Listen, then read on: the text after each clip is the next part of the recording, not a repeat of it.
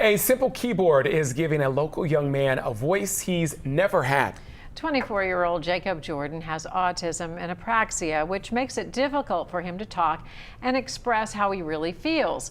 As Local 12's Chelsea 6 shows us, Jacob is a perfect example of why we should never judge a book by its cover. Am I going live? Right. Have to. Most of Jacob Jordan's life has been defined by what people could see on the outside. You want to start, Jacob, or you want past him? Jacob, you're next. He was diagnosed with nonverbal severe autism and apraxia when he was just 3 years old. But apraxia causes a brain-body disconnect where the body doesn't do what the mind wants it to do. That includes speaking the words that he wants to say. It includes the way his body moves. For 20 years, Jacob's mom, Jen, did her best to understand what he needed. I just wanted to be able for him to tell us what he needed, what his hopes were, what his dreams were. Jen is living out her dream as a longtime radio personality on Q102. As someone who talks for a living, she wanted Jacob to speak for himself too. Because I was not going to leave this earth, not doing everything I had in my power to help him be everything he could be. Everyone. Now they've finally found the answer. How? Why? Finally. They just needed a keyboard. This is life-changing. So much of my life I have spent trapped in a body that wouldn't let me communicate the thoughts that have always been in my brain. For the first time, people could understand who Jacob is on the inside. My body is the best trickster there is. I will yell and fight about things that my brain actually really wants to do. He tells us things like he wants to find a girlfriend. Never would have guessed that. Jacob has a girlfriend now and has been dating Jasmine since June. I got my content. Yeah. It's hard. It is hard. Then he's able to spell out how he really feels. Badly. For example, my heart and brain want to hold her hand so badly. Sitting alongside Jacob as he types is his communication partner, Maddie Fox. My job is not only to hold the keyboard and help him communicate, but to also make sure that he is regulated. He needs to be able to regulate his body so that his brain can be in charge. For now, Jacob can't spell without a trained communication partner to keep him focused. You got it, ready?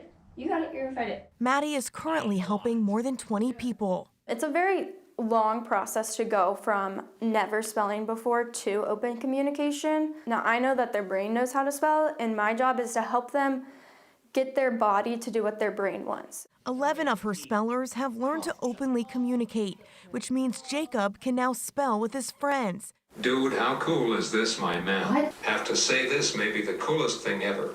What is the ultimate goal here? The ultimate goal is for him to be able to do this independently, and I will say that that is a rare thing to have happen. And if there's one thing I've learned all these years, bet on Jacob. She says one conversation stands out from the rest. We were in the middle of having a conversation about toilet paper, of all things, and just out of nowhere in the middle of this toilet paper conversation, he spells, "I love you, Mom." Words she had never heard from her son. I feel so lucky to have a mom who now understands the brain-body disconnect so well. Jen knows there are parents all over the world hoping to one day have a conversation with their child. It doesn't just set them free, it sets you free too, of that worry of what's going to happen to them when I die. Because if they have communication, communication is everything. They will be able to tell people what they need and advocate for themselves. Jacob is now using this newfound freedom to help others living with autism and apraxia.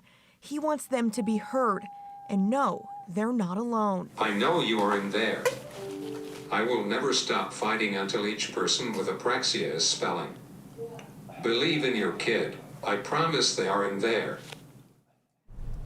Wow, wow, wow. Oh my gosh, wow. I just love them so much. I met him a couple weeks ago, and every person who's seen me between now and then has heard about Jacob. His story is just so inspiring. And Remarkable. they have a book. It's right here, Best Friends with Autism, Apraxia, and Autonomy. It is on Amazon, and it is just full of different phrases that Jacob has been able to tell people since he's been able to communicate. So pictures of him. Right here it says, "It is not easy for my physical body to accept change, but my mind wants it."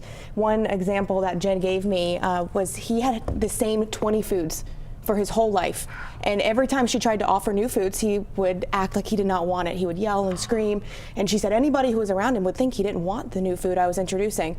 But really, he did want it. And when he was able to communicate, he was able to say, "I want different food," and tell his mom what he really wanted. So many good messages here, and I hope people see that they can get a communications partner if they're in a similar situation like this. Yes.